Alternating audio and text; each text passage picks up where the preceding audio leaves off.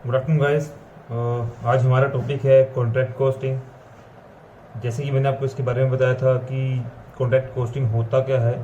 Job costing और contract costing दोनों ही कुछ मिलते जुलते हैं, बस टाइम पीरियड का फ़र्क है दोनों में।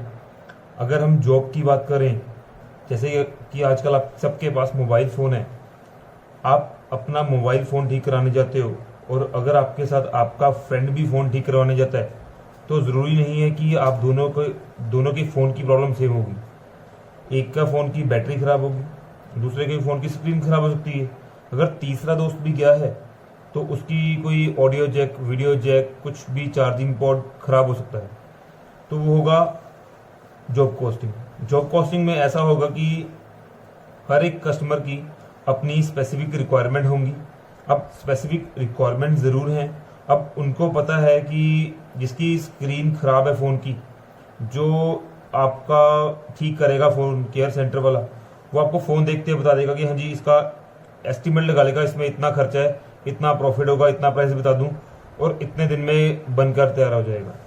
हालांकि तीनों का सेम ही होगा, किसी का 2 दिन लगेंगे, किसी के 5 दिन लगेंगे, किसी का 1 घंटा लगेगा।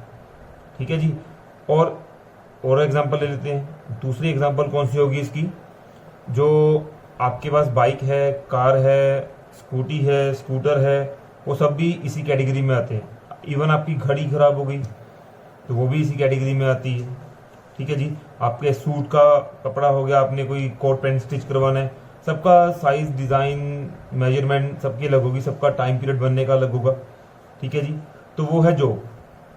अगर मैं जॉब को लंबे टाइम पे कन्वर्ट करूं, मतलब कि जॉब के बारे में अगर हम बात करें, वो 1 घंटा, 1 दिन, 1 महीना, 1 साल में ख़त्म हो जाएगा। उसका एस्टिमेट, कॉस्ट प्लस प्रॉफिट हम उसी टाइम पे लगा सकते हैं। बट कॉन्ट्रैक्ट के कॉस्ट में थोड़ा सा डिफरेंट है। कॉन्ट्रैक्ट की अगर बात करें, कॉन्ट्रैक्ट कॉस्टिंग में क्या होता है कि जो हमारे प्रोजेक्ट्स हैं वो भी हमारी हर कस्टमर की स्पेसिफिक रिक्वायरमेंट के ऊपर बनते हैं, बट इनका टाइम पीरियड लार्ज होता है, अमाउंट बिग होती है। तो उसके हम क्या कहते हैं, कॉन्ट्रैक्ट कॉस्टिंग। कॉन्ट्रैक्ट कॉस्टिंग में जैसे कि किसी एक कॉलेज की एग्जांपल ले लो। एक कॉलेज में 4 से 5 बिल्डिंग है और 4 से 5 बिल्डिंग की, हर एक की बिल्डिंग की साइज, मेजरमेंट, अंदर जो रूम्स हैं, हॉल्स हैं, लेबोरेटरीज हैं, ठीक है, एक्सपेरिमेंट हॉल्स हैं, ऑडीज हैं, सारी अलग हैं, किसी का भी सेम नहीं होगा। और इन बिल्डिंग्स को, एग्जाम्पल के तौर पे उन 5 बिल्डिंग्स को बनाने के लिए एस्टिमेट, अगर आप कॉन्ट्रैक्टर के पास जाते हो तो वो एस्टिमेट लगाएगा, एग्जैक्ट प्रॉफिट नहीं बताएगा। और आपको ये भी नहीं होगा कि हाँ जी आपने उस पैसे को एक बार में प्रोवाइड करना है। ठीक है जी। तो कॉन्ट्रैक्ट कॉस्टिंग में एक और चीज़ है कि आप एकदम से अपना प्रॉफिट नहीं बता सकते कि कितना प्रॉफिट होगा, कितना कॉस्ट लगेगा। ठीक है जी। और ये भी पॉसिबल है कि जो आप कॉन्ट्रैक्ट कॉस्टिंग कर रहे हो, जो कॉन्ट्रैक्ट दे रहे हो, क्या पता वो लाइफ में सिर्फ एक बार ही हो। अब जो आपने 5 बिल्डिंग बनवाई कॉलेज की, वो दोबारा बनेंगी या नहीं बनेंगी कोई कंफर्मेशन नहीं। ठीक है। जॉब कॉस्टिंग में फिर भी चांस है कि हाँ जी स्क्रीन वाला दोबारा आ गया, पॉसिबिलिटी है। ठीक है जी, 2 आगे 3 आगे से ज़्यादा नहीं होगा। बट बिल्डिंग बनेगी नहीं बनेगी, डैम्स बनेंगे सेम साइज के नहीं बनेंगे, ठीक है जी, वो सारा कुछ कॉन्ट्रैक्ट कॉस्टिंग में आएगा। अब अभी तक हम बात कर रहे थे, जो भी हमने कॉस्टिंग में सारे अकाउंटिंग की, ठीक है, फॉर्मेट बनाए, वो सारे थे स्टेटमेंट फॉर्म में। जो कॉन्ट्रैक्ट कॉस्टिंग है उसमें हम बनाएंगे नॉमिनल अकाउंट। ठीक है जी। नॉमिनल अकाउंट जैसे कि आपको याद हो, अगर कुछ ऐसा बनता है,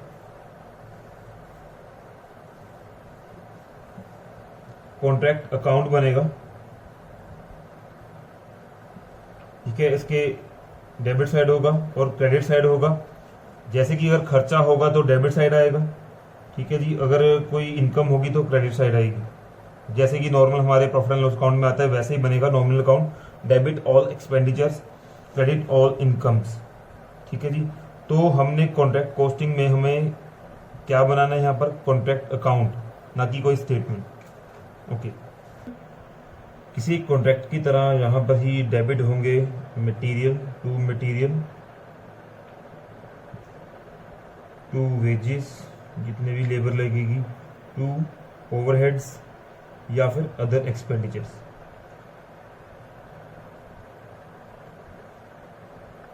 एक एग्जांपल लेते हैं। जैसे कि मैंने आपको शुरू में बोला था कि एक कॉलेज है, उसकी 5 बिल्डिंग है। कोई भी एक कॉलेज ले लो, उसकी 5 बिल्डिंग है। 5 बिल्डिंग का एक कंपनी को एक कॉन्ट्रैक्ट मिल गया। वो कंपनी इस कॉन्ट्रैक्ट अकाउंट को मेंटेन करने लगी है। अब जहाँ पर जिसके साथ ये कॉन्ट्रैक्ट हुआ होगा, उसने 5 बिल्डिंग को जो पैसा दिया होगा, लेट्स से एग्जांपल के तौर पे कॉन्ट्रैक्ट का जो अमाउंट था, जो डिसाइड 40 लाख का हुआ। अब 40 लाख रुपीस जिसने वो कॉलेज की बिल्डिंग्स बनवानी है, वो क्या ऑन द स्पॉट जैसे ही कॉन्ट्रैक्ट हुआ 40 लाख रुपए दे देगा? बिल्कुल भी नहीं। तो उसको कैसे पेमेंट होगी, उसके बारे में देखते हैं। अब देखो 5 बिल्डिंग है, 5 बिल्डिंग का कॉन्ट्रैक्ट दिया, उसकी बिल्डिंग खड़ी करने का, उसमें फर्श लगाने का, उसमें बिजली का काम का, उसमें सारा कुछ इंफ्रास्ट्रक्चर का, ये सारे का सारा काम होगा 40 लाख का। वैसे 40 करोड़ का होगा, पर हम थोड़ा सिंप्लिसिटी के लिए यहाँ पर हम लेंगे 40 लाख रुपए 40 लाख रुपीज। ठीक है जी। तो पेमेंट कैसे होगी? पेमेंट के लिए स्टेजेस डिफाइन की जाती है। ठीक है जी। पेमेंट के लिए हम क्या करेंगे, पेमेंट क्लोज आएगा। पेमेंट क्लोज में स्टेजेस डिफाइन की जाती हैं कि कैसे पेमेंट करनी है। ठीक है। ऑन द स्पॉट 40 लाख की पेमेंट नहीं की जाएगी, वो पेमेंट कैसे की जाएगी, स्टेजेस डिफाइन कर ली जाएंगी।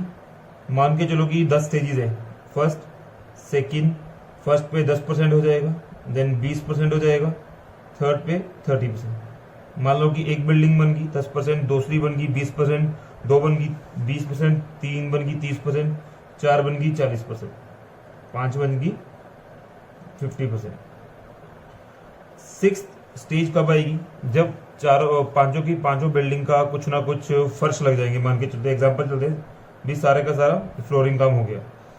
6th 7th 70% कब माना जाएगा, जब पांचों की पांचों बिल्डिंग का इलेक्ट्रिसिटी का काम हो गया। 8th 9th 10th। ठीक है जी। 80%, 90%, 100%। ठीक है। किसी का इलेक्ट्रिसिटी का काम हो गया, कब इंफ्रास्ट्रक्चर का काम हो गया, कब सारा जब फाइनलाइज सारा हो जाएगा, उसको हम 100% काउंट करेंगे, जब सारी की सारी पेमेंट हो जाएगी। ठीक है। अब यहाँ पर आपको पता है कि 10% हो गया, तो इसकी अमाउंट क्या बनेगी, जो टोटल है हमारे पास 40 लाख हमने अज्यूम की है यहाँ पर। ठीक है जी। अब इस स्टेज पे चले तो 4 लाख रुपया बना, 4 लाख और बना। ठीक है जी। हर स्टेज पे इसका 4 लाख बनेगा 10% का।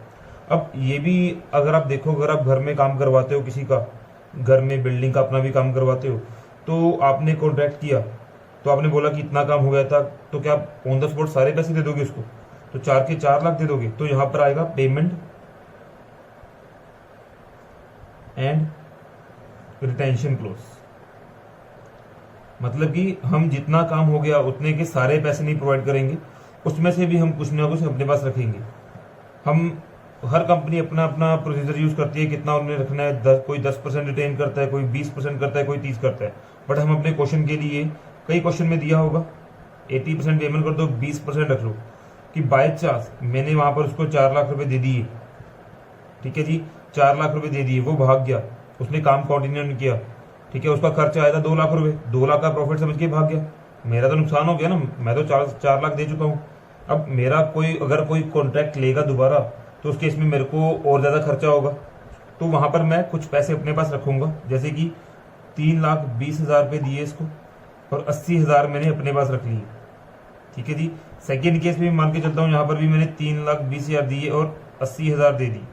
ये जो रकम बच जाएगी मेरे पास, रिटेन होगी, ये सारी की सारी मैं कब दूंगा उसको, कॉन्ट्रैक्टर को, जब मेरा 100% काम हो जाएगा। ठीक है जी। तो ये है रिटेंशन क्लोज, ये है पेमेंट क्लोज, ये है स्टेजेस, पेमेंट कब आपने पे करनी है यहाँ पर।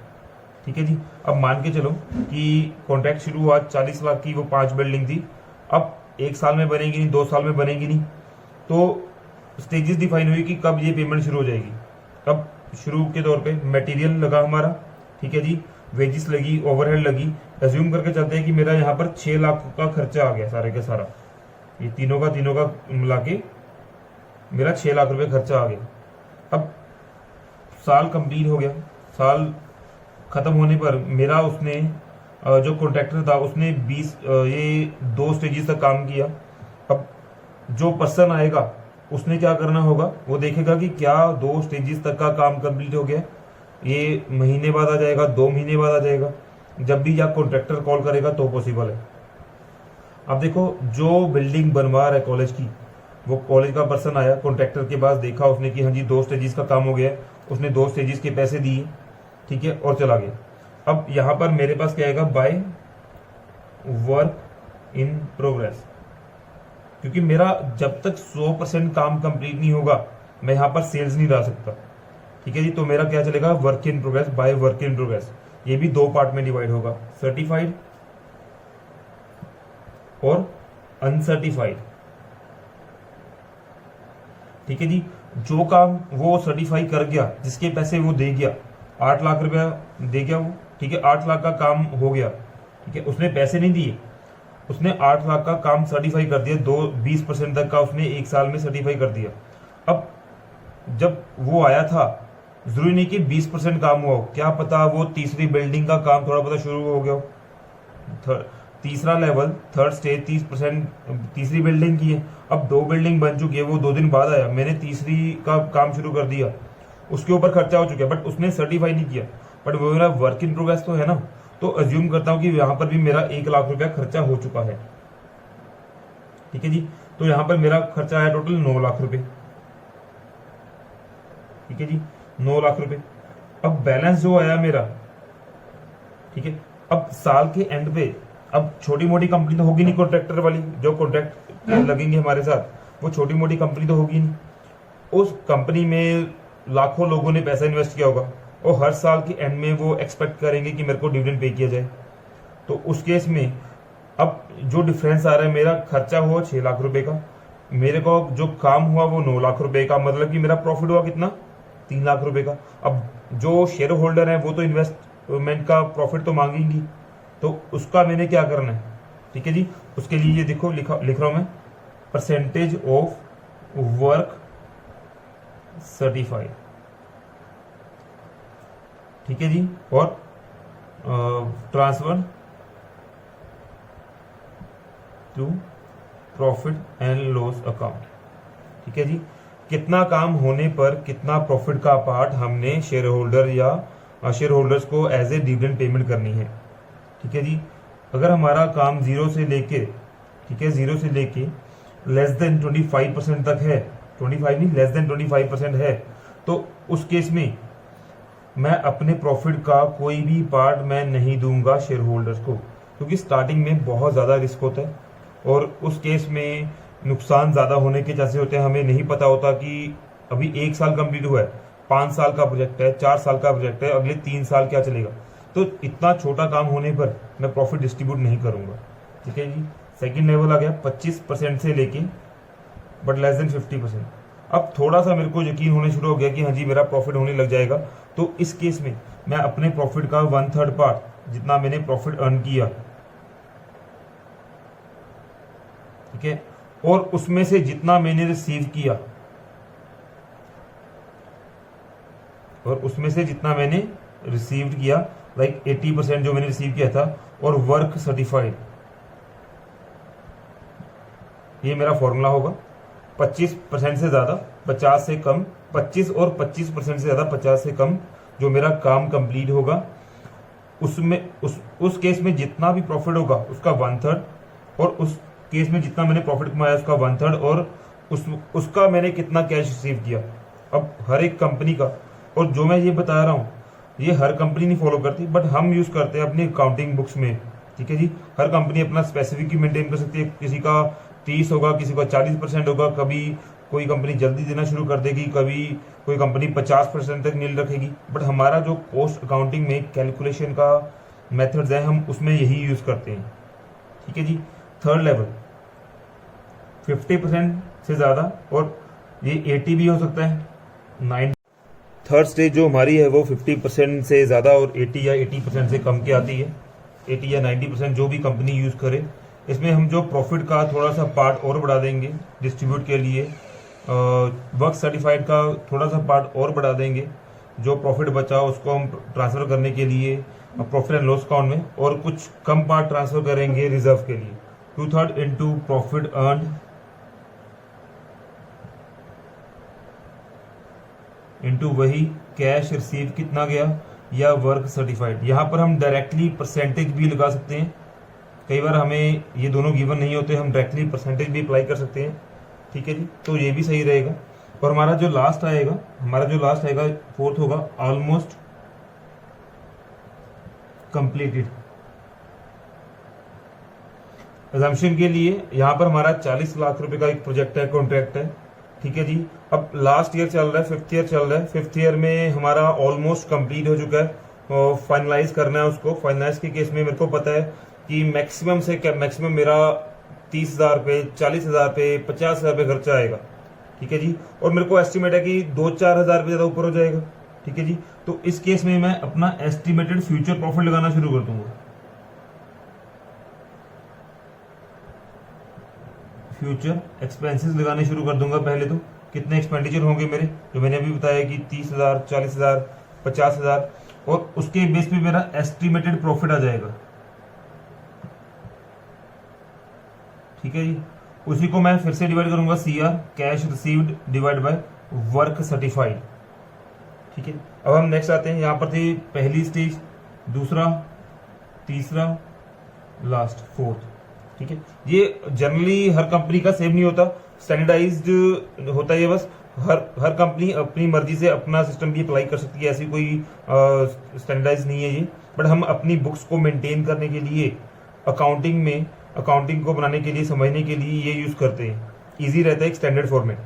ठीक है जी, अब मैं पहला साल कंप्लीट हो चुका है, इसको दूसरे साल पे लेके जाते हैं। अब जो पहले साल का कैरी डाउन था, सारा का सारा कैरी डाउन था, अब ये होगा ब्रॉड फॉरवर्ड अगले साल के लिए टू वर्क इन प्रोग्रेस। ठीक है जी, ब्रॉड फॉरवर्ड, ये कैरी डाउन था, सॉरी, ठीक है, ब्रॉड फॉरवर्ड होगा। तो ये होगा सर्टिफाइड, कितना था, 8 लाख का। अनसर्टिफाइड था 1 लाख रुपीज का। टोटल हो गया मेरा 9 लाख रुपए, और इसमें से टोटल में लेस कर दूंगा मैं work in progress reserve 3 lakh रुपए, और मेरा आ गया 6 लाख रुपए खर्चा, जो मेरा पहले भी था 6 लाख खर्चा। यहां से मैं वही कंटिन्यू करूंगा। प्रॉफिट का मैंने यहां से सारा का सारा पार्ट हटा दिया यहां से। ठीक है जी, अब एज्यूम करके चलो जो मेरा दूसरा साल था उसमें मेरा कुछ 40%, 50, 60% मेरा कंप्लीट हो गया। ठीक है जी, और 60% पे मेरा क्या आएगा, 4 लाख यहीं पर आएगा। टोटल होगा मेरा 24 लाख रुपए का। और यहाँ पर वही कैलकुलेट करेंगे। टू मटेरियल मेरा कुछ लगा, खर्चा तो होगा ना अगले साल भी अगर मैंने करना है। टू लेबर आएगी या वर्कर आ जाएंगे। टू अदर, टू ओवरहेड्स, मतलब कि इनडायरेक्ट एक्सपेंडिचर या एक्सपेंसेस या कुछ अदर एक्सपेंडिचर्स। ठीक है जी, अज्यूम करके चलो यहाँ पर भी ये 6 लाख रुपए हैं लगे, क्योंकि पहले तो सिर्फ 20% हुआ था, अब तो इससे दुगना हो गया कवर ना। 40% इस बार हुआ, इससे दुगना हो गया, तो खर्चे भी ऑब्वियसली ज्यादा होंगे। टू लेबर का खर्चा भी 6 लाख रुपए अज्यूम करके चलो, और लेबर का थोड़ा कम करते हैं, 2 लाख करते हैं इसका। ठीक है जी, ओवरहेड्स का मैं करता हूँ 1.2 लाख रुपीज, थोड़ा सा जायज ही करेंगे, रीजनेबल रखेंगे। ठीक है, इस बार का मेरा वर्क इन प्रोग्रेस, मेरे को पता है कि अगर मेरा 40 लाख टोटल प्रोजेक्ट था, मेरा 60% पे मेरा कितना होगा, वर्क सर्टिफाइड 24 लाख रुपए। ठीक है जी, और अनसर्टिफाइड जरूरी नहीं कि भी यहां तक ही हुआ, थोड़ा सा आगे भी बढ़ा होगा। मैं भी यहाँ पर थोड़ा सा जूम करके 1,20,000 रुपये मेरा खर्चा हो चुका होगा। टोटल मेरा खर्चा होगा यहाँ पर जो काम कंप्लीट हो चुका होगा 25,20,000 रुपये का अप्रोक्सीमेटली। तो मेरा जो यहाँ पर बैलेंस CD आएगा, ठीक है जी, तो बैलेंस CD आएगा, तो बैलेंस CD 25,20,000 में से मैं अगर इसको लेस कर दूंगा, ये टोटल बनेगा मेरा 15,20,000 रुपये का। तो मेरा बनेगा यहाँ पर 10 लाख रुपए का, और इसके अकॉर्डिंग ये मेरा थर्ड कैटेगरी में आ रहा है। ठीक है जी, तो ये मेरा 60% है, 60% के अकॉर्डिंगली इसका मैं 10 लाख का 2/3 पार्ट, ये मेरा प्रॉफिट है। ठीक है, 2/3 part into work certified carry cash received upon work certified, मैं 80% भी लगा सकता हूँ सीधा। ठीक है जी, या उसका 80 कैश रिसीव्ड कितना किया, ठीक है जी, और डिवाइड बाय उतना जो वर्क सर्टिफाइड हुआ था उससे मैं डिवाइड कर दूंगा। मतलब कि 24 लाख से डिवाइड कर दूंगा जितना मेरे को कैश रिसीव हुआ, ठीक है। तो यहाँ पर मैं वर्क इन प्रोग्रेस रिजर्व में पैसा दूंगा, थोड़ा कम दूंगा ना, क्योंकि सेकंड मैक्सिमम पार्ट जा रहा है प्रॉफिट की तरफ, तो मेरा प्रॉफिट एंड लॉस में ज़्यादा जाएगा ऑब्वियसली। तो 4,66,667 रुपीज़ मेरा जाएगा रिजर्व में, और मेरा 5,33,333 रुपीज़ मेरा जाएगा प्रॉफिट एंड लॉस अकाउंट में, ठीक है जी। ये ऐसे ही चलेगा। तो मेरा यहाँ पर आ जाएगा 25,20,000 रुपये टोटल आ जाएगा मेरा, ठीक है जी। अब ये देखो, शुरुआत में हम क्यों करते हैं, first level, second level, third level, fourth level हमने क्यों मेंटेन किया। अब कंपनी स्टार्टिंग में है, कंपनी के पास पैसा लगा दिया, प्रॉफिट बिल्कुल नॉमिनल्स है। अगर मैं सारा का सारा पैसा बांट दूंगा अपने शेयर होल्डर में, तो उस केस में मैं मान लो कि कुछ नुकसान हो गया, तो मेरे को शेयर होल्डर पैसे थोड़ी वापस करेंगे। तो स्टार्टिंग में थोड़ी सी कंजर्वेटिव पॉलिसी अप्लाई करता हूँ। अब जैसे जैसे मेरा प्रोजेक्ट कॉन्ट्रैक्ट कंप्लीट होना शुरू हो जाएगा, तो वैसे वैसे मैं थोड़ा सा रिजर्व कंजर्वेटिव से थोड़ा सा बढ़ जाऊंगा, नॉर्मल हो जाऊंगा, तो उसके इसमें थोड़ा सा प्रॉफिट शेयर करना शुरू कर दूंगा। जैसे जैसे मेरा प्रॉफिट बढ़ता जाएगा उतना उतना मैं ज़्यादा नॉर्मल हो जाऊंगा, प्रॉफिट ज़्यादा डिस्ट्रीब्यूट देना शुरू कर दूंगा। आप इसको देखो, इसके बाद हम एक अगली वीडियो में एक क्वेश्चन सॉल्व करेंगे, न्यूमेरिकल सॉल्व करेंगे। Thank you.